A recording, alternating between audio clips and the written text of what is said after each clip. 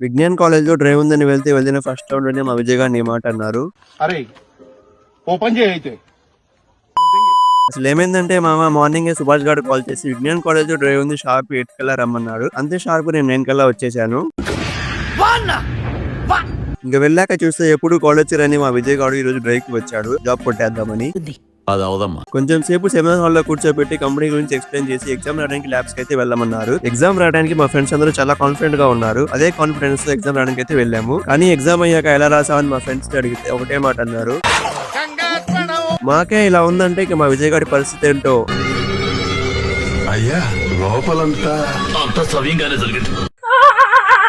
అలాగే ఈ రోజు కాలేజ్ లో విజ్ఞాన్ మహోత్సవ్ జరుగుతుంది. నేను ఈ కాలేజ్ రావడం ఇదే ఫస్ట్ టైం. నాకైతే చాలా బాగా నచ్చింది. మీరు కూడా ఈ మహోత్సవ్ కి వస్తే మీకు ఎలా అనిపించిందో కింద కామెంట్ చేయండి. డ్రైవ్ కంప్లీట్ చేసుకుని ఈవెంట్స్ చూడడానికి అయితే వెళ్ళాము. చాలా అంటే చాలా బాగున్నాయి. అలా ఈవినింగ్ వరకు ఇక్కడ ఉన్న అందాలను చూస్తూ ఉండిపోయా. మీరు కూడా చూస్తూ వెళ్లే ముందు ఫాలో అండ్ సబ్స్క్రైబ్ చేయడం మాత్రం మర్చిపోకండి.